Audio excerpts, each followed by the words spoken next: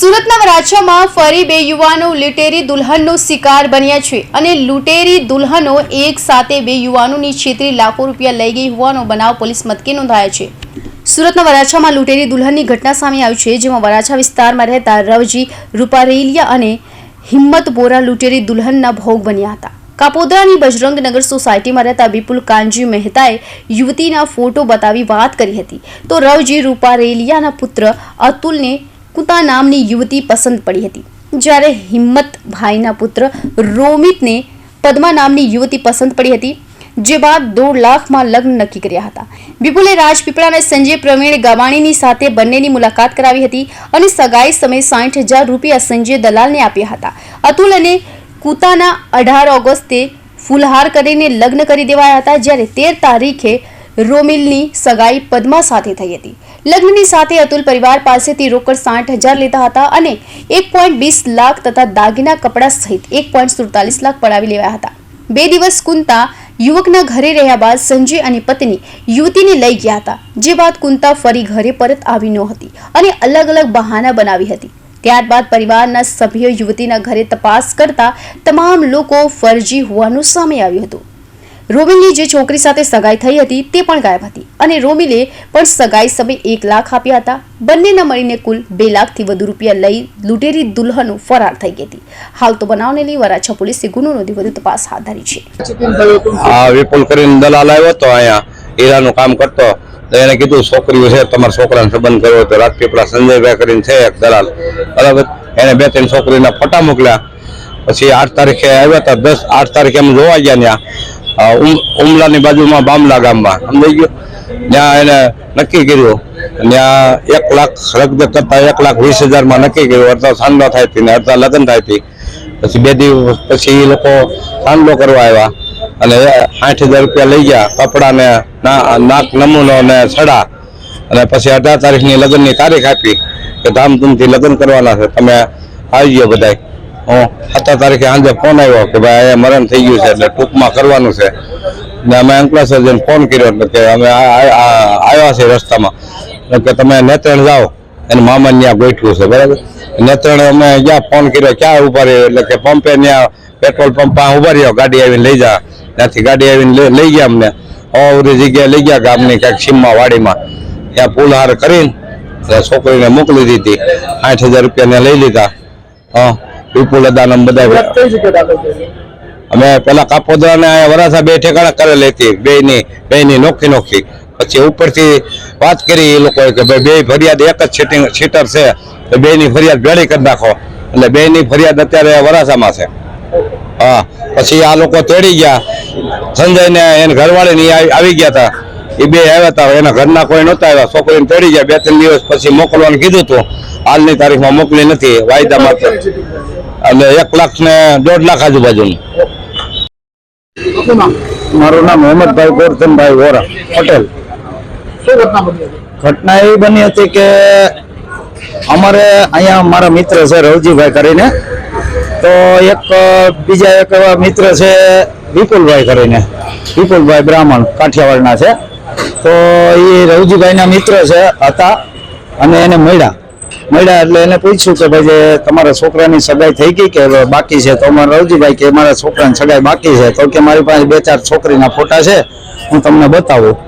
એટલે રવજીભાઈનો મારા ઉપર ફોન આવ્યો, મને કે તું જમીને આવ કે બપોરે 1 વાગે, એટલે બપોરે 1 વાગે રવજીભાઈ મને મળ્યા, એટલે મને એને વાત કરી કે વિપુલભાઈ બ્રાહ્મણ મળ્યા હતા અને તમારા બજરંગનગરમાં રહેતા હતા, કે તું રહેતો પેલા ત્યાં। એટલે મેં કીધું વાંધો નહીં, હું ઓળખતો નથી, જોઉં તો ખબર પડે। તો વિપુલભાઈ આવ્યા, તો મેં જોયા તો વિપુલભાઈને ઓળખી ગયો કે આ ભાઈને હું ઓળખું છું।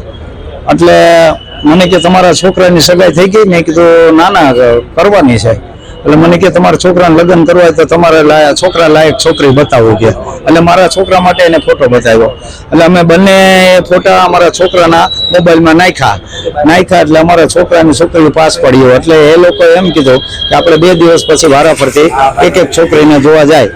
પેલા રવજીભાઈના છોકરાને છોકરી બતાવવામાં આવી રાજપીપળાના બામલા ગામે, પછી એ લોકોને છોકરાને ગમી ગયું, સગાઈનું નક્કી કર્યું। પછી જ્યારે સગાઈ નક્કી કર્યું ત્યારે સંજય ગાબાણી મને મળ્યો, ત્યાંનો દલાલ, મૂળ કાઠિયાવાડનો છે અને રાજપીપળામાં આજુબાજુના ગામમાં રહે છે, કોઈ ગામનું સરનામું નથી આપ્યું આપણને. એ સંજય બાબાને રવજીભાઈની ઘરે મળ્યો ત્યારે મને એમ કીધું કે ભાઈ તમારો છોકરો અમને ગમ્યો છે અને તમને છોકરી ગમી, એટલે અમે કીધું હા અમને છોકરીનો ફોટો ગમ્યો છે, એટલે અમને સગાઈ માટે ત્યાં બોલાવ્યા. કઈ રીતની ચીટિંગ કરવામાં આવી છે? તો ચીટિંગ એ રીતનું એને કર્યું કે સગાઈ કરી અને પૈસા લીધા અને મારા મિત્રના છોકરાને ફૂલહાર કરી અને એવી જગ્યાએ ફૂલહાર કર્યા કે ત્યાંથી બીજો કોઈ વસ્તુ ન મળે એવી જગ્યાએ ડુંગરની વચ્ચે ઝૂંપડામાં ફૂલહાર કર્યા અને એમ કરીને મરણ થયું છે ને એવું ખોટું બોલીને મોકલી દીધા. એટલે અમે મરણનું નામ દીધું એટલે અમે કીધું વાંધો નહીં ભાઈ, ભલે ટૂંકમાં કર્યો એમ કરીને આવું બધું કર્યું. અને અહીંયા સગાઈ કરવા આવ્યા ત્યારે બેયને ત્યાં સગાઈમાં પૈસા લીધા અને આવી રીતે 2.5 લાખ રૂપિયા જો અમારો તોડ કર્યો. અને પછી મારા છોકરાના લગ્નની 8 દિવસની વાત કરી ત્યારે અમે 8 દિવસ રાહ જોઈ, 10 દિવસ રાહ જોઈ, પણ પછી અમને બહાના બનાવવા માંડી ગયો એટલે અમને શક ગયો એટલે અમે ત્યાં સ્થળાંતર ઉપર છોકરી જોવા ગયા હતા. ત્યાં ગયા એટલે છોકરીની ઘરે ગયા, જે બતાવી હતી ઘર, તો એ લોકોએ એમ કીધું કે અમારા ઘરની છોકરી છે જ નહીં. પછી અમને એમ થયું કે અમારું સીટિંગ થઈ ગયું છે એટલે અમે વરાછા પોલીસ ચોકીમાં ફરિયાદ લખાવી, જેથી વરાછા ચોકી વાળા સાહેબ અમારી ફરિયાદ નોંધી અને એ લોકો કાર્યવાહી કરે છે. સુરત શહેરના વરાછા પોલીસ સ્ટેશનમાં લગ્નની લાલચ આપી અને ફરિયાદી તથા એમના એક મિત્ર એમ 2 જણ જોડે પોતે લગ્ન માટે છોકરી શોધી આપી અને ફરિયાદીના મિત્રને એટલે કે સાહેદને લગ્ન કરાવી આપી અને સાહેદ પાસેથી 1,47,000 રૂપિયા તેમજ ફરિયાદીના દીકરાના લગ્ન માટે પણ કન્યા બતાવી તેમની પાસેથી 99,300 રૂપિયા લઈ અને બંને કન્યાઓ પોતે આ રીતે સામાજિક વિધિ કરી અને લગ્નની બાબતે છેતરપિંડી કરવા અંગેની અને પૈસા પડાવી લેવાની વરાછા પોલીસ સ્ટેશનમાં છેતરપિંડીની તેમજ ગુનાહિત કાવતરા સાથેની ફરિયાદ નોંધવામાં આવેલી છે.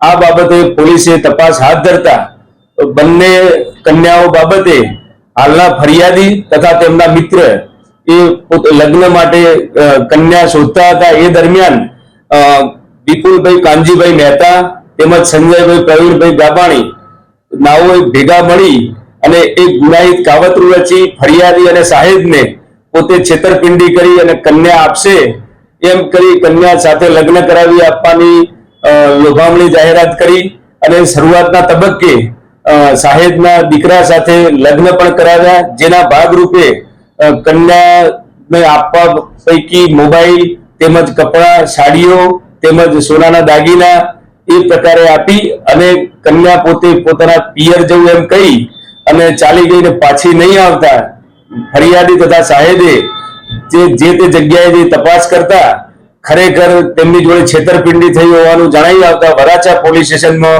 ફરિયાદ નોંધવામાં આવેલી છે. હાલ તપાસ ચાલુ છે.